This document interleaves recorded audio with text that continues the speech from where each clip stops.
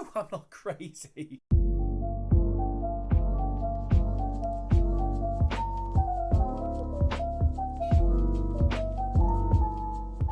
Hello, I'm Sam and I am writing a novel and I want to help you write yours too. And we've all got to start somewhere. So whether you're a plotter or a discovery writer coming back to edit, you want to get your story started on the right foot. So many authors and writers on TikTok and YouTube will tell you to start with your inciting incident, but they're wrong.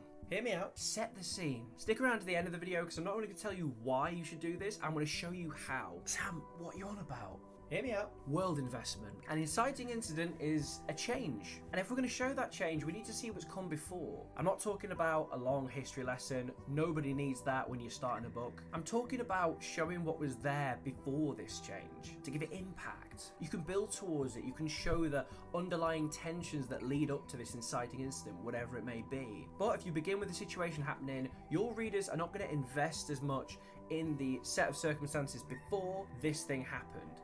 And that is a bad thing, because you want readers to be invested from the word go. Maybe your situation's strong enough, but if your world isn't showcased enough to give the audience a glint, a look into what life was like before, the inciting incident is going to lose some of its impact. Situation over character. If you start with a situation, readers won't care about your characters at first. Readers need to get to know your characters. Now, again, I'm not talking about backstory. I'm talking about showing them in a situation that gives you a first look at who the readers are going to be spending their time with throughout your chapters. You need them to care about these people or about this person, because otherwise they're not going to be as invested in their struggle, their character arc throughout the book. Now, it doesn't matter how strong your situation is. If the readers don't know why the situation has impacted your character so much, they're not going to be invested in their journey.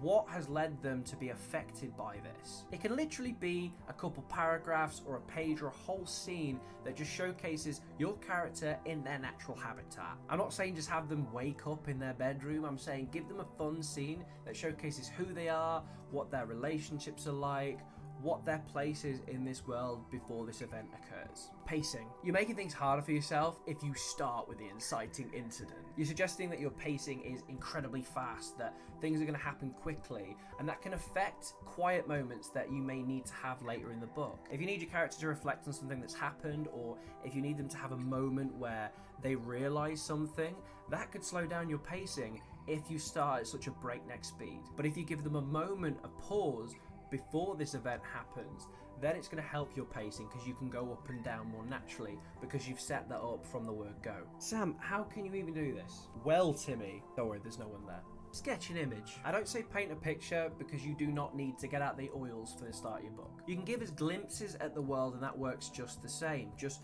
showcase what is relevant to your character in their current life, what's going on, what's of interest. How does the world work? Is it our world? Is it a reflection? Is it a completely new world that you've created? What in their immediate circumstances is of interest and will be affected by this change? Portrait mode. For my opening image, I started at dinner. The family dinner.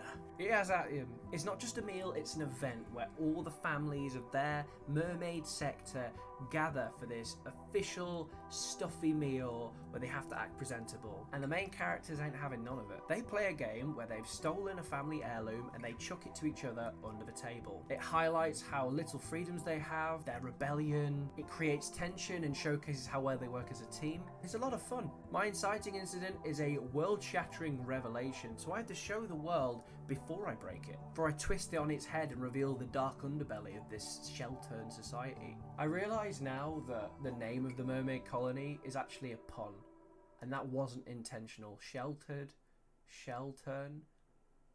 I'm a genius. No.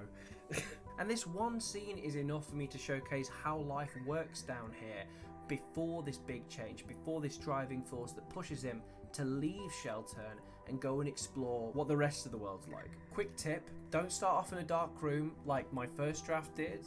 He is a technician in the story. He fixes the lights in this underwater base, because if they're off, it means there's been some sort of leak.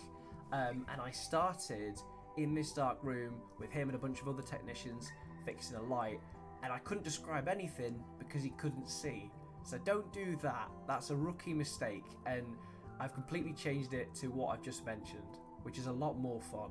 motion. I couldn't just say pacing again now, could I? Because I've started with this low moment of tension, which is more comedic, I'm able to naturally flow into a smooth transition into them walking around Shelton, going back to their cabin, and making things feel like they're dying down before I ratchet it up at the end of the first chapter with the inciting incident, this alarm going off that means there's been some form of breach. And the actual physical motion of them moving from one scene to the next, with it all connecting and us learning things about this environment as they see it, brings the reader into the story more. It creates movement, motion, like the ocean. Oh, goodness. But it works really well for reader investment. Now, you don't need an opening image that links directly to your inciting incident, but it should introduce some of the themes, some of the stakes that are then tested by this inciting incident and push the character on this journey. Try and say inciting incident 3 times fast and I promise you, you'll cry. But there we go. That's my thoughts on why you should set the scene before inciting incident. I hope this was helpful to you. Subscribe to this incident and make sure you like so I've seen.